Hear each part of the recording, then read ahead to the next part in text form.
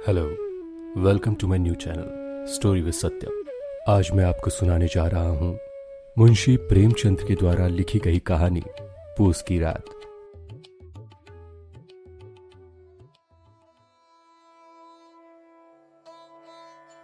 हल्कू ने आकर स्त्री से कहा, सहना आया है, लाओ, जो रुपए रखे हैं उसे दे दूं, किसी तरह गला तो छूटे।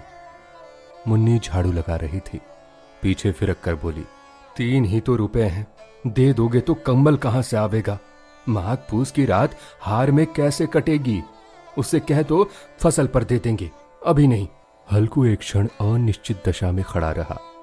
पूस सिर पर आ गया था।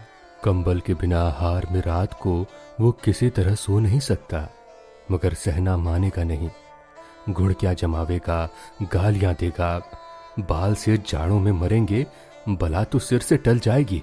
ये सोचता हुआ वो अपनी भारी भरकम डील लिए हुए स्त्री के समीप आ गया और खुशामद करके बोला, ला दे दे, गला तो छूटे, कंबल के लिए कोई दूसरा उपाय सोचूंगा। मुन्नी उसके पास से दूर हट गई और आंखें ततेरते हुए बोली, कर चुके दूसरा उपाय, जरा सुनू तो कौन सा उपाय करेंगे।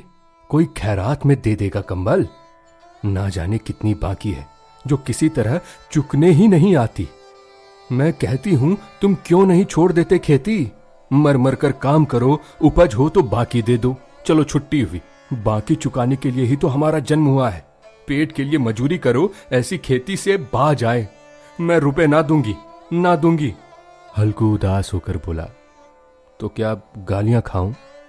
मुन्नी ने तड़प कर कहा, गाली क्यों देगा, क्या उसका राज है। मगर ये कहने के साथ ही उसकी तनी हुई भौहें ढीली पड़ गई। हल्कू के उस वाक्य में जो कठोर सत्य था वो मानो एक भीषण जंतु की भांति उसे घूर रहा था। उसने जाकर आले पर से रुपए निकाले और लाकर हल्कू के हाथ पर रख दिए। फिर बोली, तुम छोड़ दो अब की ये खेती, मजूरी में सुख से एक रोटी खाने को तो मिलेगी, किसी की धौंस तो ना रहेगी। अच्छी खेती है, मजूरी करके लाओ, वो भी उसी में झोंक दो, उस पर से धौंस। हल्कू ने रुपए लिए और इस तरह बाहर चला मानो अपना हृदय निकाल कर देने जा रहा हो। उसने मजूरी से एक एक पैसा काट काट कर 3 रुपए कंबल के लिए जमा किए थे। वो आज निकल जा रहे थे। एक एक पग के साथ उसका मस्तक अपनी दीनता की भार से दबा जा रहा था। पूस की अंधेरी रात, आकाश पर तारे भी ठिठुरते हुए मालूम होते थे। हल्कू अपने खेत के किनारे ऊख के पत्तों की एक छतरी के नीचे बांस के खटोले पर अपनी पुरानी गाढ़ी की चादर ओढ़े कांप रहा था।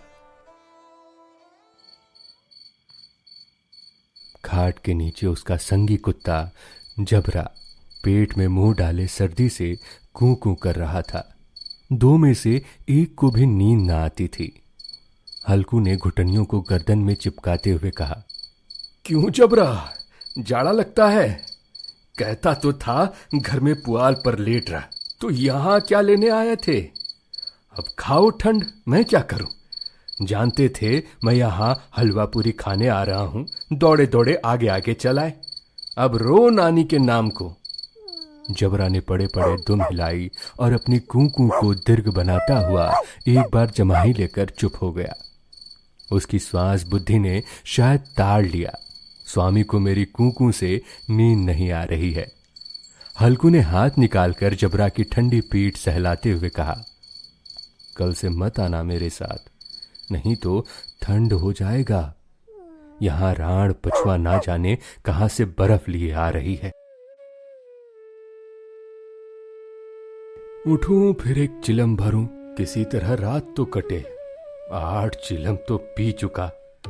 ये खेती का मजा है। और एक एक भगवान ऐसे पेड़ हैं जिनके पास जाड़ा जाए तो गर्मी से घबरा कर भागे।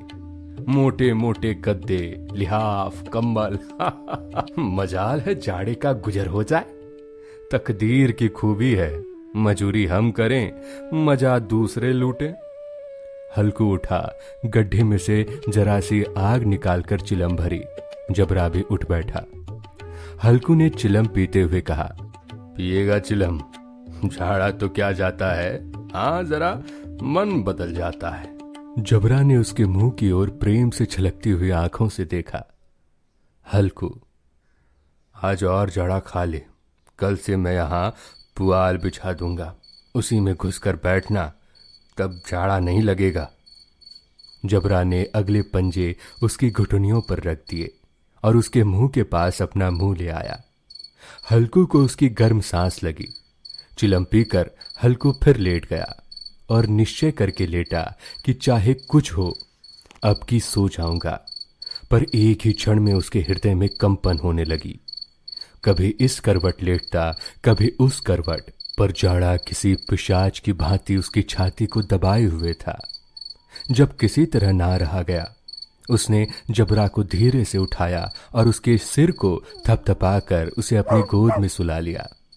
कुत्ते की देह से जाने कैसे दुर्गंध आ रही थी, पर वो उसे अपनी गोद में चिमटाए हुए ऐसे सुख का अनुभव कर रहा था जो इधर महीनों से उसे ना मिला था।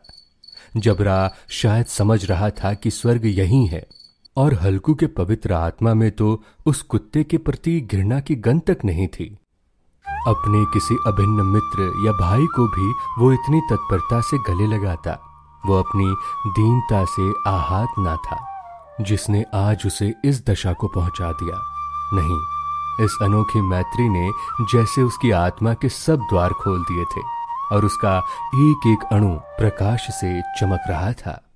सहसा जबरा ने किसी जानवर की आहट पाई।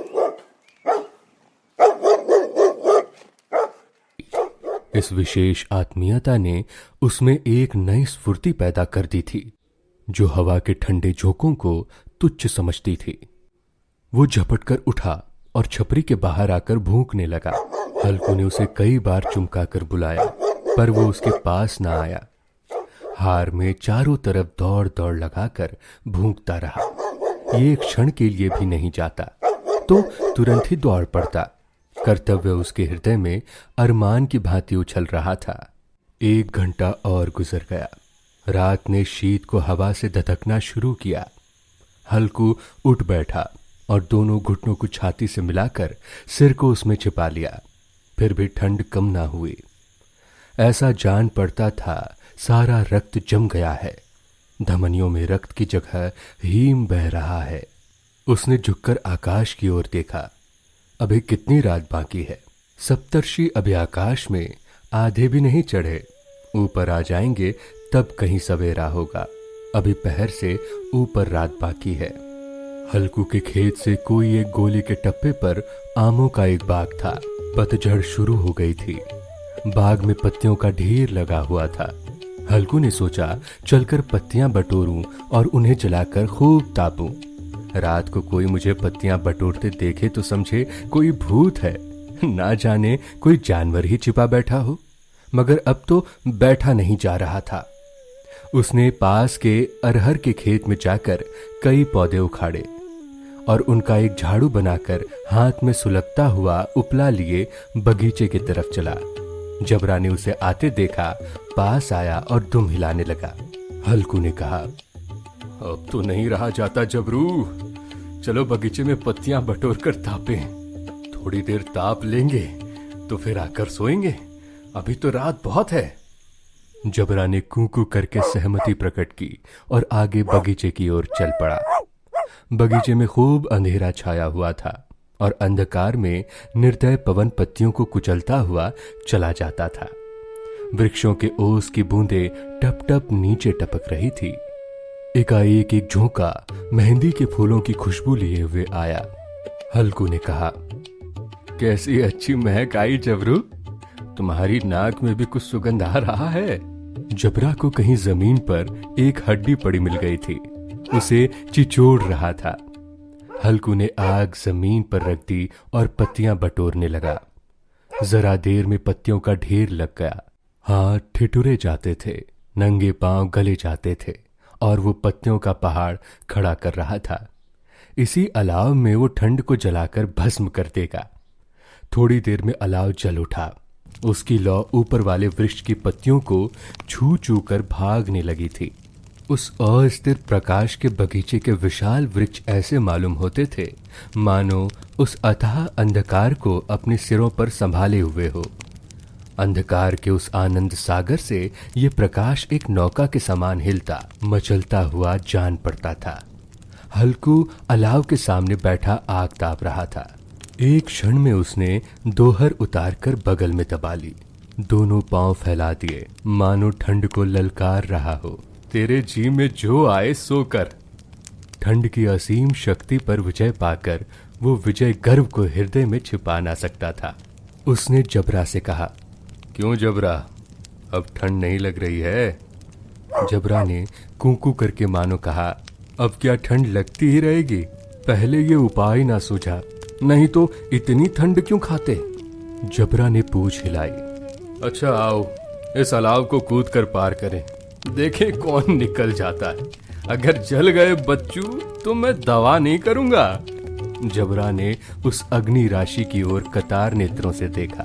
मुन्नी से ना कह देना, नहीं लड़ाई करेगी। ये कहता हुआ वो उछला और उस अलाव के ऊपर से साफ निकल गया। पैरों में जरा लपट लगी, पर वो कोई बात ना थी। जबरा आग के गिर्द घूमकर उसके पास आ खड़ा हुआ। हल्कू ने कहा, चलो चलो, इसकी सही नहीं, ऊपर से कूद कर आओ। वो फिर कूदा और अलाव के इस पार आ गया। पत्तियां जल चुकी थी, बगीचे में फिर अंधेरा छाया था। राख के नीचे कुछ कुछ आग बाकी थी, जो हवा का झोंका आ जाने पर जरा जरा सी जाग उठती, पर एक क्षण में फिर आंखें बंद कर लेती थी।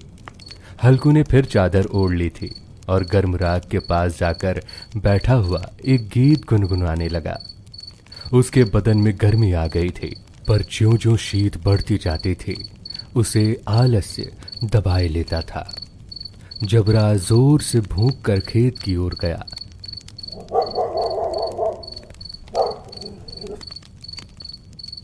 हल्कू को ऐसा मालूम हुआ कि जानवरों का एक झुंड उसके खेत में आया है। शायद नील गायों का झुंड था। उनके कूदने दौड़ने की आवाजें साफ कान में आ रही थी। फिर ऐसा मालूम हुआ कि खेत में चर रही हैं। उनके चबाने की आवाज चर चर सुनाई देने लगी। उसने दिल में कहा, नहीं नहीं, जबरा के होते कोई जानवर खेत में नहीं आ सकता, नोच ही डाले। मुझे भ्रम हो रहा है। कहाँ, अब तो कोई कुछ नहीं सुनाई देता। मुझे भी कैसा धोखा हुआ। उसने जोर से आवाज लगाई, जबरा, ए जबरा। जबरा भूखता रहा, उसके पास न आया। फिर खेत के चरे जाने की आहट मिली। अब वो अपने को धोखा ना दे सका। उसे अपनी जगह से हिलना जहर लग रहा था। कैसा दंदाया हुआ बैठा था। इस जाड़े पाले में खेतों में जाना, जानवर के पीछे दौड़ना असहाय जान पड़ा। वो अपनी जगह से ना हिला। उसने जोर से आवाज लगाई, ली हो, ली हो, ली हो। जबरा फिर भूख उठा। जानवर खेत चर रहे थे। फसल तैयार है, कैसी अच्छी खेती थी, पर ये दुष्ट जानवर उसका सर्वनाश किए डालते हैं। हल्कू पक्का इरादा करके उठा और 2-3 कदम चला, पर यकायक हवा का ऐसा ठंडा चुभने वाला बिच्छू के डंक सा ऐसा झोंका लगा। फिर वो दुबकते हुए अलाव के पास जाकर बैठा और राख को कुरेद कर अपनी ठंडी देह को गरमाने लगा। जबरा अपना गला फाड़ी डालता था। नील गायें खेत का सफाया किए डालती थी और हल्कू गर्म राख के पास शांत बैठा हुआ था। अकर्मण्यता ने रस्सियों की भांति उसे चारों तरफ से जकड़ रखा था। उसी राख के पास गर्म जमीन पर वो चादर ओढ़कर सो गया।